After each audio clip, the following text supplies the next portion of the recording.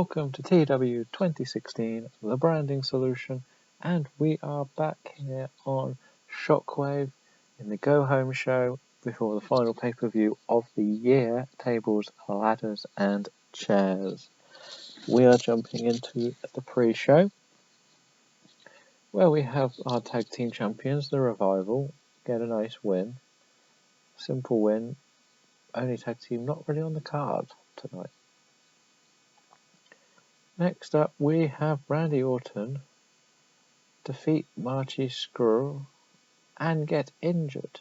Slightly worrying. I don't know how serious that is. Just a strain shouldn't be too bad, but anyway, Drew McIntyre defeated Biff Busick. Just continuing to give Drew the straight wins. AJ Styles defeated Kevin Kyle.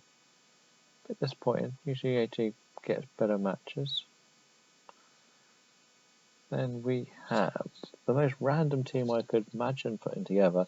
Zack Ryder, Jake Evans and Pentagon Jr. defeated my little trio from NXT I like to keep together. Nothing fancy. Cedric Hall needed a win, so I gave him a win over Cody Hall. No, Cedric Alexander needed a win, so he had a win over Cody Hall. Zack Sabre Jr. likewise needed a win. Barry Griffiths was the guy who took the fall. And my final pre-show, which was surprisingly quite good, Braun Strowman defeated Kota Ibushi and got a 42 rating. And I haven't really been pushing him like they did in real life. I did start this game back in, I believe, June. So I didn't really push him. He's Tyler Brewer's bodyguard. I didn't really see too much faith in him. So it's going to take a lot of work to get him to anywhere near the standard he is in the current roster. We now jump into the main show, where we have CM Punk and AJ Styles have a war of words before Brock Lesnar and Paul Heyman interfere and say, once we're finished with John Cena, we're coming for this belt.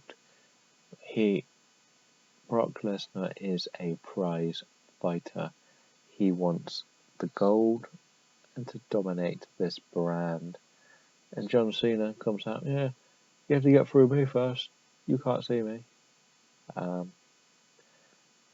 And Cena also makes a point of saying that not everybody is going to be as easy to get through as me, as these two have dominated the main event picture since being their own show.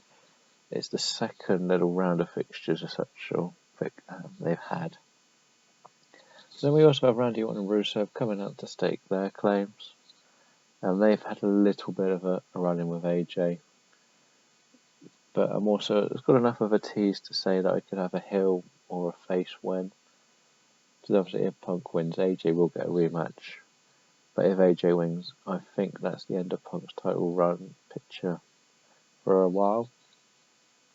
So I haven't made my decision. I can't really say if I had anyway. But I've got to keep 3 main storylines going. The only thing I do know is what John Cena will be doing next, because he can't be in the title picture. I will probably look to put him in or around the US or the European and do his open challenge. That's the best thing I could really do. I want John Cena to help other people get to the next level. He's perfect in this game for that. So let's do this with him. Now I'll put a little throwaway tag team match just between these 4 tag teams. They're nothing fancy, let's be honest. We all know they're my main backup tag teams. Obviously these 2 have the cruiserweights they could also work in. And they're probably going to be released when their contracts are up. And afterwards, after the Lucha Dragons win, the club take them out sending a warning to the rest of the tag team division that they are going to both want those tag team titles. Tyler Breeze beat Mark Henry thanks to interference from Drew McIntyre. As we've seen in the previous shows, I wanted Drew McIntyre to be facing Oblivion Max to give him a little push back in the right direction, but Oblivion Max got injured, so then I had to go with Mark Henry. We are working the injury as part of the storyline. Mark Henry's one pretty over, so this seems like a logical choice. Tyler Breeze needs wins going into his title match, keeping him undefeated since I've changed his mentality. And Drew McIntyre continues the beatdown of Mark Henry. Another little 6 or 5 person cruiserweight match, just thrown at the show for one of the cruiserweights, what we got. It was a bit of a test to see whether Andrade is worth keeping. His contract is due up, and I've got to make my final decision on whether to keep him or not. It's pretty much as simple as that for him. I've got nothing against the bloke, I just don't think it works on this game. If he signs developmental, he'll moan it's in developmental. So he is the one that may leave. I'm going to give him TV matches to see whether he's worth keeping. And he's done a solid match. He's the third best of a 5-man match. It's not terrible. And Tatabi cuts a promo on the cruiserweight saying once he's finished with Pentagon Jr., he doesn't think any of those men in the ring are going to be good enough to face him. Which gained some heat, but it's not the most important. Cody Rhodes and Austin Aries defeat the Young Bucks. This was designed to give them a tag team match before their match with Kenny Omega and his partner Kane, which is going to be introduced here, where they come out and attack Austin Aries. You can't really do it as a henchman thing when it's a tag team, so I just went with Kenny Omega distracting Austin and the 3 jumping him, including Kane.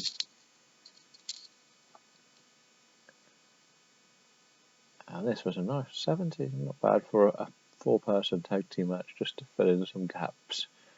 Nakamura, Apollo and Adam Cole just gave them Fandango as their partner. Fandango takes the pinfall, keeps everyone strong around the whole match. As you can see, Adam Cole is on 72 performance rating, which is up there with Bobby Roode.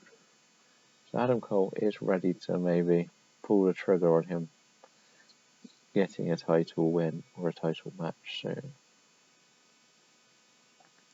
AJ Styles continues his promos on Punk, telling him how he's going to have to face part of the club in another 2-on-1 match. A couple of weeks back, Punk faced the Young Bucks and won. Today he's going to face the club. So let's see what that's like later in the match. Then we're going to go ahead again, and we're going to have Primetime Players and the Briscoe Brothers go to a double disqualification when the Revival come out and attack both of them. I went with this idea, and they're facing the Primetime Players, but the Briscoes are probably the lead face tag team if the Revival were to keep those titles, and you can see that they're well over in performance ratings. So yeah, 74 as well for this sort of tag team match is great. They cut a little promo on them. Not the best of promos. CM Punk defeated the club again. That's another 82. Really good match. I was surprised. I didn't think this one would be as good because I thought the Bucks were slightly better than the club on the game. And they didn't get this good a rating. So, interesting. And Punk then cuts a promo saying, I've beaten all your boys. I'm coming for you this Sunday, AJ, to take back my title once and for all. So again, it's done all it needed to do. we're ready for their big match. And my main event, I got an 82. I'm happy with that. John Cena defeats Rusev to show that he can beat a brute. Yeah, I feel sorry because I like Rusev, but I think he's sort of stuck in the middle where I like heel champions more than I like face champions.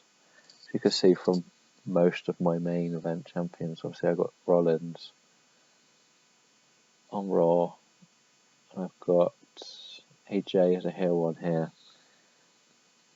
I'm even teasing at turning Sasha Banks heel. So yeah, we've got it set up so Rusev doesn't really get a one-on-one title match yet, or hasn't been put in a position to get a one-on-one title match yet. But 82 is a good end to the show, which could be one of my better episodes in a while. We end the show with an 81. I'm happy enough with that. So we'll head back to the main screen and we can have one more look at the main card for Tables, Ladders and Chairs. And we are back to the main show, so let's see how bad Randy Orton's injury is. It could be bad, it could be hopefully nothing too serious.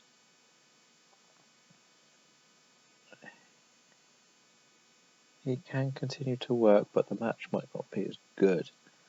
That is a major blow, which could have to work into a couple of work their match into some form of angle.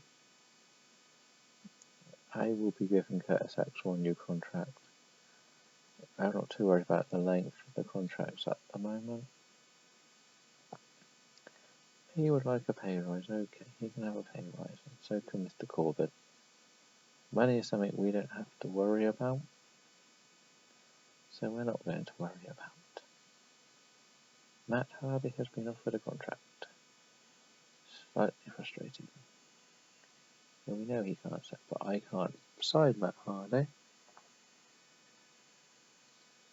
because he's on TNA and I have a no aggression contract with TNA.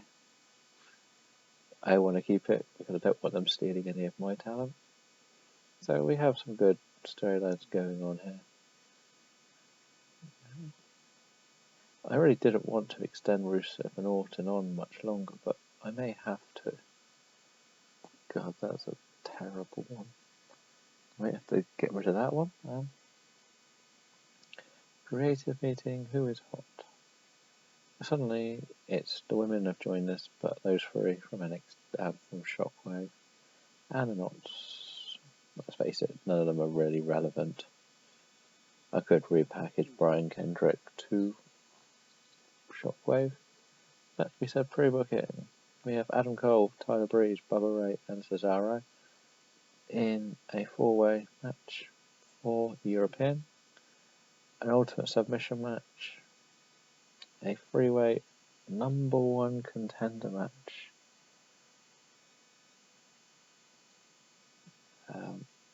This is just a throw-in tag team match where I'm trying to push Kenny a bit more. Then we're having a stretcher match, just a normal cruiserweight match. Drew versus Mark Henry is a normal match. This will maybe change. Another one-on-one and a 2 out of 3 falls tag team match for the tag titles to be all and end all for this because they face each other a lot. It'll probably get a warning. I don't want to push it. So that's fine. So we'll be back with Shockwave TLC next time. Thank you all for watching and hopefully we can put together a great show.